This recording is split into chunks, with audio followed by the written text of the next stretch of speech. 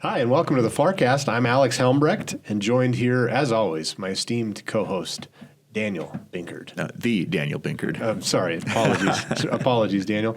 Our guest today is Katelyn Lambert. She is a lecturer in the communication program. Katelyn, thanks for joining us. Thank you for having me. It's so exciting to be here today. You bet. So you're in your first year teaching here at CSC, maybe first half of the semester, basically. So what classes are you teaching, and how's the semester going so far? So I am teaching 3 communication classes. Fundamentals of Oral Communication, which is just your general kind of speech course that's expected for everybody to take at Chadron State. I'm also teaching Event Planning and Leadership, which is a relatively popular class on campus, so it's fun to get to teach that. And then Applied Public Relations, which is an upper-level PR course, kind of teaching students about different materials they'll need to build within a PR career and kind of what their career could look like if they decide to go that route. It's been a crazy semester so far. I graduated from UNO in August of 2020, and with my master's in communication. So this is my first full year teaching as the sole instructor in the classroom, which is really interesting, but I'm really enjoying it. I taught for 2 years at UNO, so I feel comfortable, but it's definitely a change going from having someone else in the classroom with you to running your own classroom, but I'm really enjoying it so far.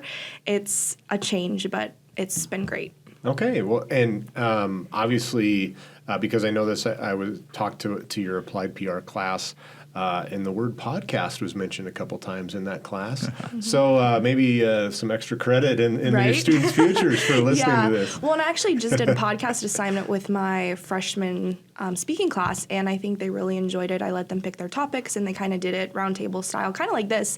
And I'll be listening to them this weekend to grade them, but I think they really enjoyed it. We did a similar assignment at UNO, so I think podcasting is a very great medium to know how to utilize within your career. It can be great for branding and building your portfolio, even getting better at public speaking. So I think it's so accessible to have a podcast and make one that I think it's a great tool for people to have in their back pocket. What would you attribute the maybe the popularity or the success of podcasts too? Because I remember reading something in NPR recently about how there's so many millions of hours of podcasts. Mm-hmm. It's got to be endless, yeah. And I mean, yeah, everyone. I mean, you and I have a podcast. So. I mean, everyone has one. Anyone can do it. I thought about starting one. Maybe I will someday.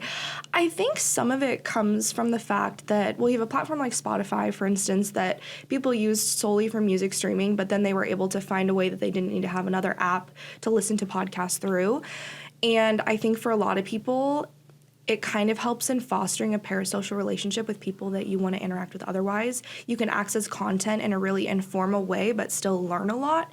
And it isn't as daunting as maybe even listening to a TED Talk or something, because it is, you feel like you're just listening to some friends sitting around and talking and having a conversation, be it intellectual or silly, what have you. So I think that that's a big part of it, is just it's so informal, and you feel like you're sitting in someone's living room just having a conversation. Yeah. I think it's a very good point. So I just did a Graves lecture presentation earlier this week, and what I had prepared and rehearsed is my script essentially was one style of delivery, and then if I would riff off of that, or especially during the Q&A session, and that certainly felt more natural. And I tried to write the script to sound natural, but it's so hard to get around that. I think you're absolutely right, though, that informal, that you're with a friend, or at least you're listening to your friend. Yeah, definitely. I think another example, which some people listening might know what I'm talking about, but it's pretty nerdy, but there's a Twitch stream that's called Critical Role, which is a Dungeons & Dragons stream, where it's a group of voice actors streaming every week this long-form campaign, but you feel like you know these people. I was actually talking to Adam Hughes about this recently, where you feel like you know this group of friends, like you're part of their friend group too. So it's a really weird dynamic, but I think, they have it as a podcast as well. So that's kind of why I wanted to mention it. But it's just really interesting, the various ways in which people can reach such a large audience for such niche topics. I mean, who would have thought there'd be a Dungeons & Dragons podcast? But now there's countless on definitely. any platform. So it's really interesting. Yeah, the ones that kind of make me chuckle are like they're podcasts that basically watch like old movies. Like I love listening to this podcast. riff tracks kind of thing. Yeah, like How Did This Get Made is a really funny podcast about watching terrible movies. Yeah. And then there's podcasts about The Office and Parks. And so, I mean, you can make a podcast about content that's already,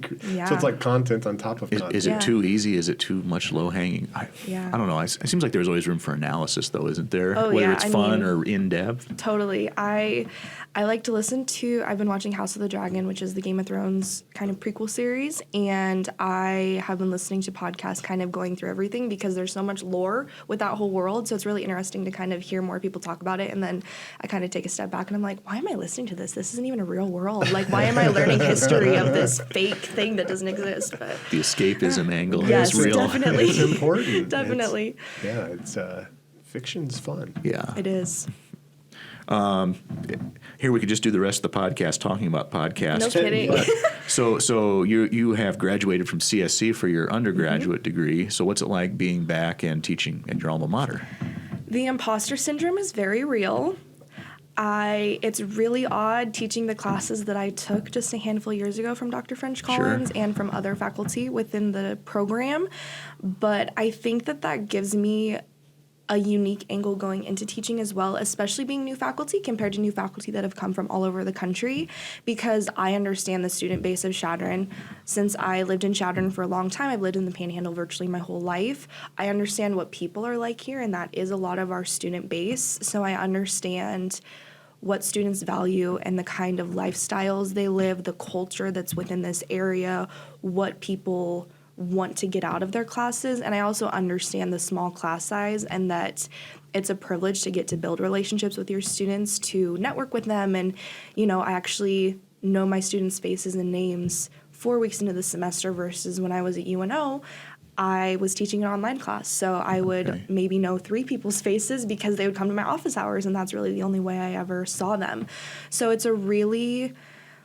I really enjoy teaching at Chadron, which is, the best way for me to state it because it is familiar to me. I think if I would have been having my first year teaching anywhere else, it would have been way more daunting.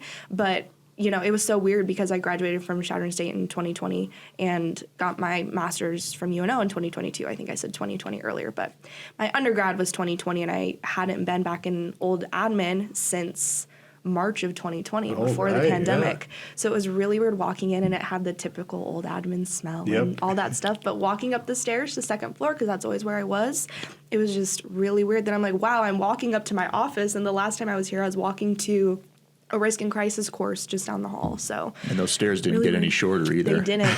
They oddly felt longer though. Oh yeah. I really can't explain it. That's interesting.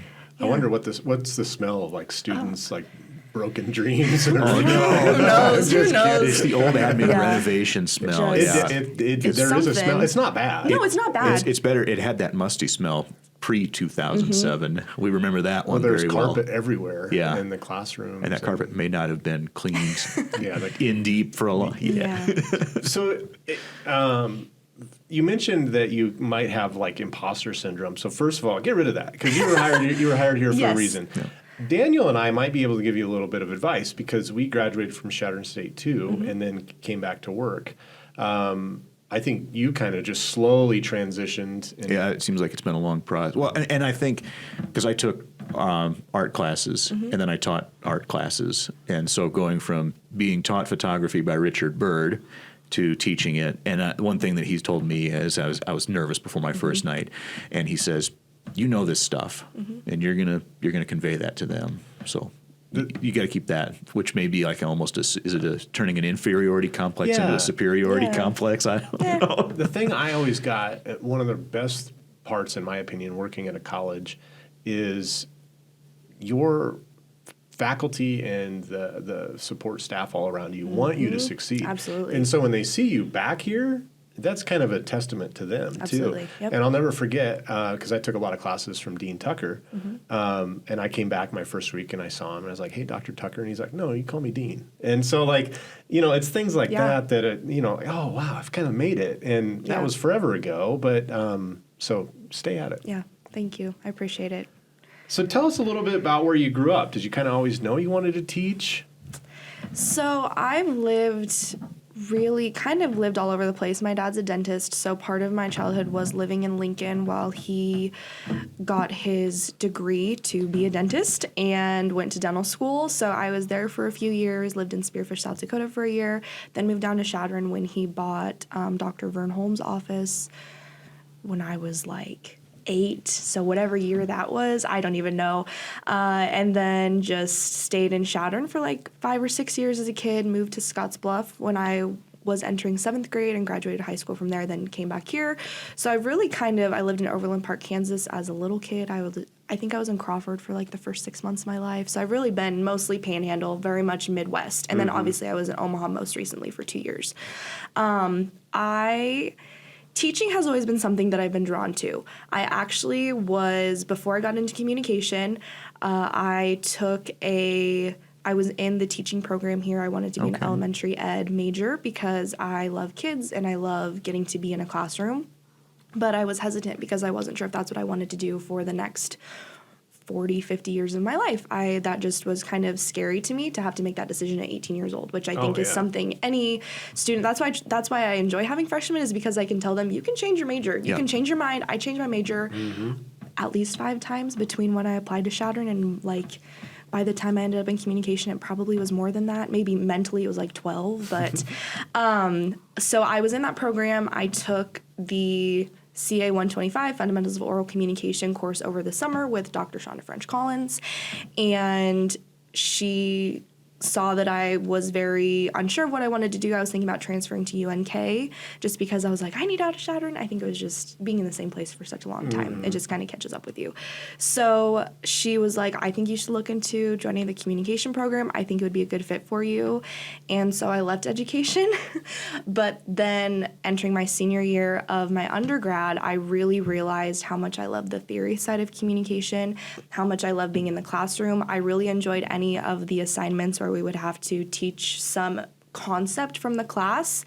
So I kind of talked to Shonda about that, and she said, you should look into getting your master's, and I did, and one thing led to another. I was going to stay here, but I ended up going to UNO just because I was wanting to get my PhD, so it was one of those things where it made more sense to go somewhere where I would be writing a thesis and I would be getting my master's in communication rather than the MSOM here, which is a great program, of course, but just not for what I want to do. Sure. That's much more of, I think, an applied program versus mine would be that I went to was much more catered towards getting my PhD down the road. So in a very roundabout way, I think I've always been meant to be an educator. Yeah. And once I taught at UNO, for the first time in the large lecture hall, I was like, this is absolutely what I want to do and how I want to spend my career. That's excellent. Yeah. So Halloween's around the corner. Yes. And your dad's a dentist. Yes. Were you a house that handed out apples, or would you hand out candy? Oh, no, candy for sure. And I had a peanut allergy growing up, so my dad always loved when people would give Reese's and Snickers and everything to me because he was like, sorry, Kate, you can't have this candy, but I'll eat it for you. So my dad goes against typical dentist standards. All right. It's like so devious, but it's good. Yes.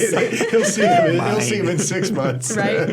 Maybe it's a good Well, business no, model. just getting all the peanuts to the Reese's and stuff. Oh, absolutely. Yeah, maybe the peanut allergy was just made up. Maybe he just wanted all the peanut no. candy. Do you still have it? No, I don't. I actually grew out of it. It was really weird because when my mom was pregnant with me, she would have peanut butter toast and all this stuff all the time, and then she gave me some peanut butter toast when I was like 2 or something, and I broke out in hives all over. So I had an EpiPen from that age until, goodness, sometime in like late middle school, so maybe till like 7th grade, and I outgrew it, and I can have them now, no problem. I still don't have walnuts because my mom's allergic to walnuts, but that's the one thing. I love peanut butter. I'm so thankful I'm not allergic to it. It's those big Reese's candy bars. There's like 5,000 calories. Right? I love the Reese's sticks. Those are my favorite. Yeah. See, I don't like those. I like the ones that are like the Nutrageous. Like the ones you get at Easter.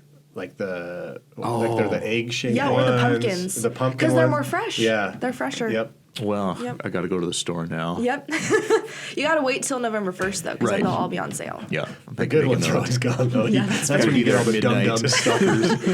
Exactly. All right. So I think this next question kind of has answered itself, or do you plan to continue your career in academics? But what's the next step for you?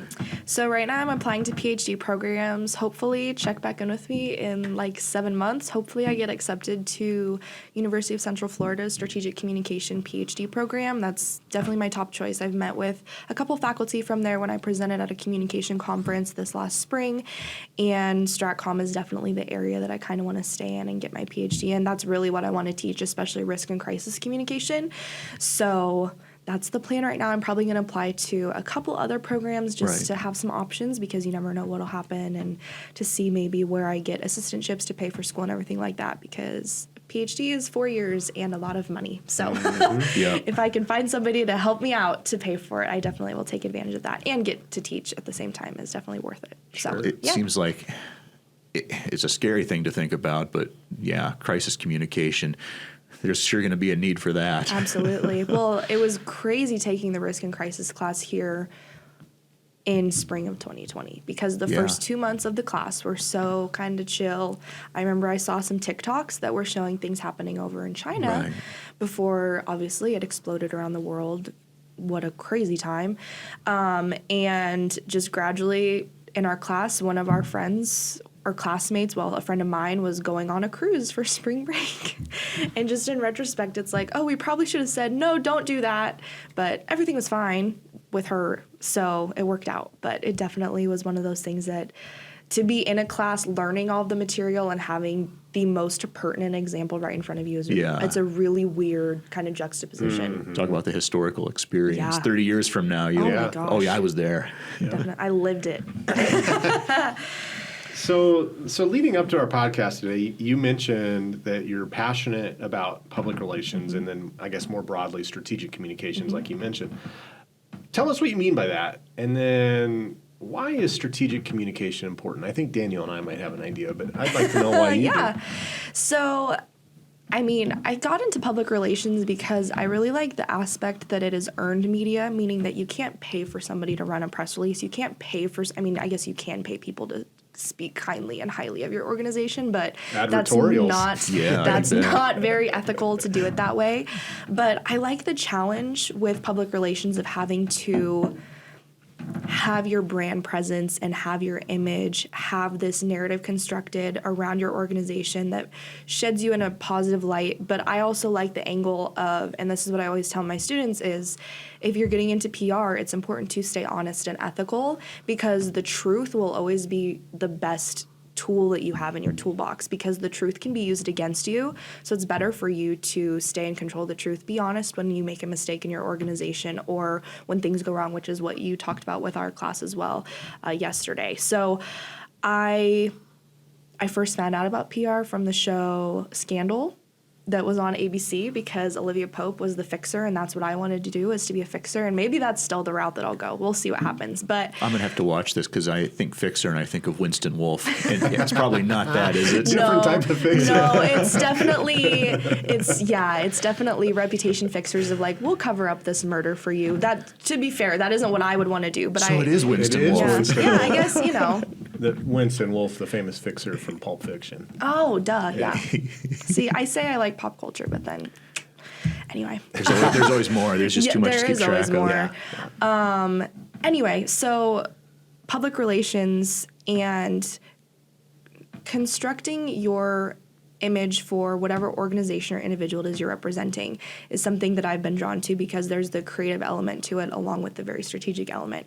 And strategic communication encompasses risk and crisis communication, health communication, public relations, kind of all under this other umbrella. There's more elements that go to it as well. Even organizational communication can kind of fall under that in some definitions. And it's important to know what tactics you want to use when you're communicating with an audience, and strategic communication can be used truly in every facet of your life. You want to communicate strategically when you're talking with a friend, negotiating where you want to go for lunch that day. You also want to use strategic communication when talking with a professor about, changing, if you can maybe improve your grade in some way by redoing an assignment or something like that. Of course, those are definitely more interpersonal examples, but I really enjoy strategic communication for the challenge of, you might have a client that does something just completely out of left field, and it's your job to figure out how they can properly apologize, how you can best identify the audience of stakeholders and individuals that are consuming anything that they put out into the world,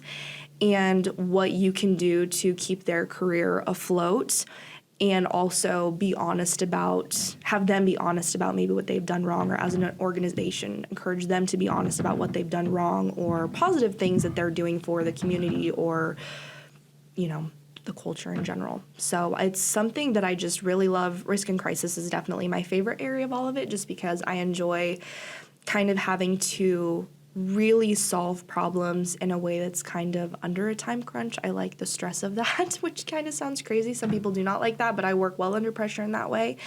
And I think it's an important role for people to have, and it's especially coming out of the COVID-19 pandemic. We see how obvious and relevant it is to have a preparedness plan and be proactive rather than reactive, even if you are a small college in the Panhandle, Nebraska, or if you are a large campus, serving tens of thousands of students in Los Angeles. Mm-hmm. So when everyone around you is panicking, are you the calm one? Mm-hmm. Awesome. Yes, I remember this is not the same thing at all, but I get very calm under pressure, which is really funny because I'm kind of I can be a very anxious person. So it's funny, in a true crisis that I totally zone out. But I remember when I was a student at Chadron State, there was a zombie hunting floor of the haunted house in the old, whatever dorm that was that is no longer was it a dorm. Brooks Hall? Brooks Hall, Sure. yeah. And I remember literally everybody ran away from me. So it was just me with this horde of zombies. Obviously, they were just students. But I was so calm, and I had my Nerf gun, and I took them all out. And I wasn't supposed to aim for the head, but I watched too much Walking Dead, and I aimed for the head, and I apologized to all of them. But that was one of those moments where I'm like, maybe I am pretty calm under pressure. So, yeah. The next Zombieland movie. Here we go. Right, Yeah. exactly. Yeah. Oh, I love it. For sure. I love it. Well, speaking of Zombieland, so you have told us that you are a pop culture nerd. Mm-hmm. Elaborate. So pop culture has been a big part of my life, oh my gosh, for as long as I can remember. I've always been a kid that plays video games and just read books or watched lots of movies and TV shows, and I just really enjoy the escapism that comes with those kinds of forms of pop culture.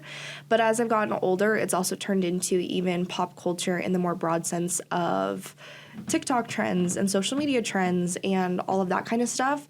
So it was really exciting being at UNO because my thesis advisor and one of my mentors, Dr. Adam Tima, he is very big into media studies, and that was an area of communication research that I didn't even really know existed. I really thought that was strictly for film majors and anybody that has strictly studied film.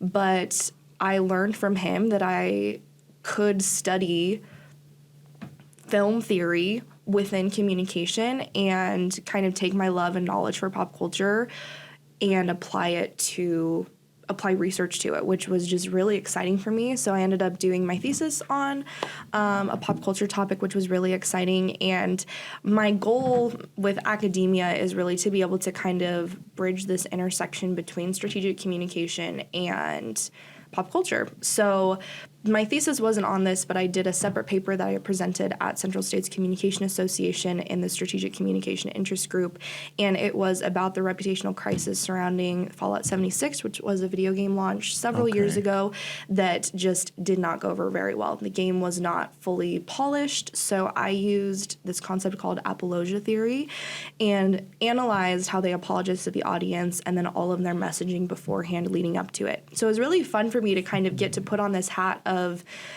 me being a strategic communication scholar and understanding the theoretical and applied side of it, but then also taking a franchise that I adore. I love the Fallout video games. They're all atom punk themed, and it's very post-apocalyptic. The whole world is, a nuclear bomb goes off and destroys the world, and that's kind of, you're living in the world after that. So it's a very unique franchise, but... Now that makes me... I might have to have you send me a copy of that paper because I can't remember what the news was like around that, but I do remember when the game No Man's Sky was released and that whole mess. Yes, it was. That was kind of one of the first big reputational crises, and then Cyberpunk 2077 came out. Oh, I remember. Yeah, I remember. And a little bit. that one was horrendous. I would say I'm sorry, CD Projekt Red, but the way that was handled was just really bad across the board. And it was really interesting doing this research on Fallout and Bethesda as a company, because I was able to see that they actually did have a lot of messaging beforehand that was letting people know the game wasn't going to be perfect. It was their first time doing a multiplayer game in that capacity within their world. So they were letting people know there are going to be bugs, there's going to be issues, but people weren't following the messaging as closely as they could have been. So then they were upset, and it kind of made sense then why Bethesda went about apologizing in the way that they did, because they had been kind of priming their audience to let them know this isn't going to be perfect, and we know that, and we appreciate your feedback. Yeah. So it was really interesting as a consumer to kind of take that step back and be like, I guess I should have, paid a little more attention to their blog. So yeah. Neat. That is excellent. Now, when you were a student, you worked at Disney World as part of the Disney College program. What was that? What was that experience like? So my high school best friend, she actually is still working at Disney World, and she did the Disney College program while she went to school at UNK, and I had always kind of heard about it, and it's essentially supposed to act as... They have a separate internship program, so I don't want to say it's an internship program, but in a sense it is. And you apply, they place you in a role that you indicate interest in, and you can either accept it or decline it and apply in the future, hopefully get a different role. And I applied, interviewed with Disney, and I was placed with the Bibbidi Bobbidi Boutique, which is where they do the makeovers. Say that 5 times Yeah, fast. no kidding. I know every time I'm like, oh, let's hope I get it out right. So the Bibbidi Bobbidi Boutique is where kids come to get makeovers into princesses and knights and pirates and just all that kind of stuff, princes, everything like that. And it's a whole experience, and man, it's a stressful kind of environment being in there. There's kids involved. Yeah. There's no magic wands in the real world. I know. That's the It's sad thing. really painful. It's, oh my gosh, it was such a fun experience. And I loved getting to kind of make believe with the kids all the time. And there were also some challenges that came with it, of course, because you had, some kids that were from foreign countries that didn't speak any English. So having to kind of explain things to them so they aren't freaked out. I mean, this is a stranger touching your hair, putting makeup on you, putting nail polish on you. Like, it's a lot. And you only have like 20 to 30 minutes to do it. So it definitely was an experience, and I really loved getting to work with all the guests. My favorite was when Nebraskans would come in, because we had to be like, oh, I hail from the kingdom of Nebraska. We can't, you have to be in character all the time. But it was a great experience, and, I really recommend it to anybody that might be interested in doing the Disney College program, just because it's just really cool kind of getting to see behind the curtain, and especially if you're a big Disney fan, it's pretty fun to kind of be a part of making all that magic all the time. It's really interesting though, because once you do the Disney College program, you realize that Disney World is, and I'm no longer an employee of Disney, so I'm not speaking for the company, but it's very interesting that the parks are run by the Disney College program kids mostly, like in the evenings, which they're all trained. So, I mean, they know what they're doing, and there's definitely still leadership there, but it's kind of interesting, like, oh yeah, these are all like 19-year-olds operating these theme parks, but, it's not a big deal. It's just kind of an interesting, like, you don't think about it, but then once you're a part of it, you're like, oh yeah, I guess that is how it's running. Well, what is it? Elsa and Anna and Belle, they don't grow older, so there has to be that constant age. Absolutely. A steady stream of, oh no. Well, so let's see, last of our main questions. What do you like to do away from work when you're not analyzing pop culture? Oh gosh. I mean, sadly, it sounds really lame, but all of it kind of relates back to pop culture, because it's typically, watching something so my thesis was on, I basically used feminist film theory to evaluate the Marvel Cinematic Universe and how women are constructed from Phase 1 to Phase 3 and early Phase 4, because there hadn't been any research really out there about that before. And I kind of wanted to do just a comprehensive look at how women are constructed to kind of show where they were, kind of how they progressed, and then where they could go moving forward. Oh, yeah. So because of watching 20-some Marvel-related things in a span of 7 months, and that kind of be my whole life, I definitely am behind on all of the Marvel releases recently. So Yeah, it's mostly been watching House of the Dragon, reading some different books, and just trying to kind of stay well-read in that way. Applying for PhD programs because it is time-consuming. Prepping for classes is a big one just because I was a little bit of a late hire, so there definitely wasn't as much time to prep compared to you gotta other rush, individuals. It was definitely a whirlwind. So it's been, like I said, it's been great, but it's been a lot of work kind of prepping at home, but I enjoy it. I'm a night owl, so it doesn't bother me to be doing that kind of stuff outside of the workday anyway. And hang out with my dog and my cat and my parents and friends when, all my friends kind of live away from Chadron just because I just moved back here in August. So definitely all of my friends that were here when I was at Chadron State have moved. So it's mostly just hanging out. I'm kind of a homebody, but I like it, I guess. So that's kind of how I spend my time. It isn't super exciting, but hopefully as we get into winter, I kind of get to start doing more stuff. It'd be nice to go skiing a few times this winter and all that fun stuff. So it doesn't need to be exciting. It just needs to be relaxing. Exactly. That's true. Yes. Because the key, we all need more relaxation. Yes. Mm-hmm. Well, we've reached that point in our interview where we ask you some quick questions. Okay. So first thing that comes to your head. Okay. What's a favorite musical of yours? The first one I always think of is Hamilton, Oh, that's a great one. but I think I'm going to go with Waitress. Waitress is a little more underrated, and it's just such a fun show with great music and I knew it was like a movie. I didn't know it was a musical. They turned it into a musical after the movie. It's a Sarah cool. Bareilles. She wrote all the music for it. So if you know Sarah Bareilles and all her pop music, I would encourage you to check it out. It's a pretty cool musical and a cool story, really great songs, and yeah, definitely recommend. I haven't seen it live, but I'd like to someday. There you go, on the list for relaxation. That's right. I've been listening to music from time to time from a musical called Hadestown. Yes. There's some great songs on that. It's I wanted to see it when they were in that. Omaha, but I wasn't able to. But yeah, that was a great one too. Mm-hmm. All right. What was the first concert you went to? It was actually B.B. King.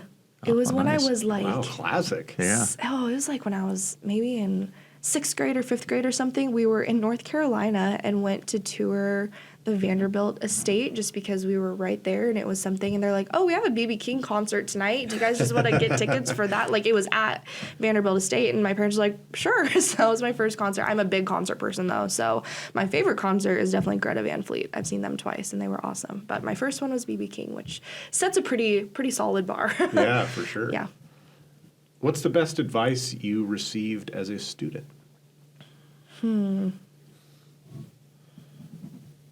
I would say take advantage of office hours. They're there for a reason. And with that, don't be afraid to build relationships with your professors and lean on them and use them. You find one that you really connect with and then build that relationship with them to be kind of a person that you can go back to for advice or letters of recommendation or just having that rapport with and networking, because I know for myself, I'm primarily here for the students. I love the information that I've learned, but more than anything, the reason why I'm still in it is because I love interacting with students and getting to build relationships with them. So, yeah, I would say take advantage of office hours and take advantage of getting to have that time with instructors outside of the classroom, because that's what we're here for. Yeah, great advice. Yeah, that is. So, one of your favorite foods? Ooh, I miss sushi. There's so much good food in Omaha. And that's been one of the hardest parts about leaving Omaha. So I believe it's kind of one of the top food places. Like, the number of restaurants per capita for Omaha is like one of the highest in the country. Oh, I didn't know that. That's cool. It's used as a tester city for a lot of big restaurants or something. I guess fact check me on that. I don't know for sure. That's just what I've heard from a few different people when I lived down there. But there was so much good sushi. And also, I lived in the Blackstone area, which is kind of right by UNMC. Kind of a young professional age group, so a lot of really good restaurants. And I miss Moolah, which was the Mexican food there, this amazing Mexican food restaurant. Noli's Pizzeria. There was a place called Meatball that was a meatball place, obviously. Right. Crazy, I know. And Who knew? I really miss Hero 88 because that was the sushi place that they had this sweet chili crab roll that was just so good. nice. Yes, There's so one of those good. in Lincoln I've eaten at. Yeah, they're pretty yummy. They're good. So. You'll have to check. I know you like sushi. You'll have to Yes. check it out. Yeah, excellent. Good stuff. how many times have you been to the top of Sea Hill? Oh gosh. I mean, in college, probably twice or maybe 3 times. Probably 3 times when I was in college.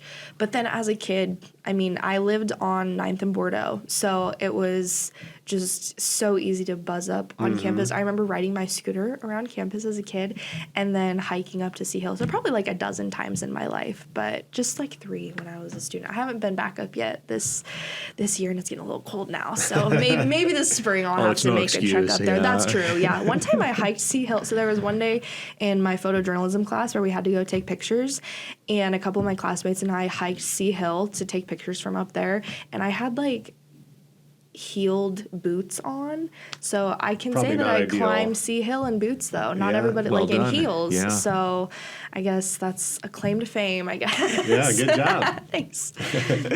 Well, Katelyn, thank you so much for joining us today. It's been a lot of fun getting to know you a little bit better, and good luck the rest of the semester and into the spring. Thank you so much. Thanks for having me. It was great to speak with you. Yeah, thank you. Yeah.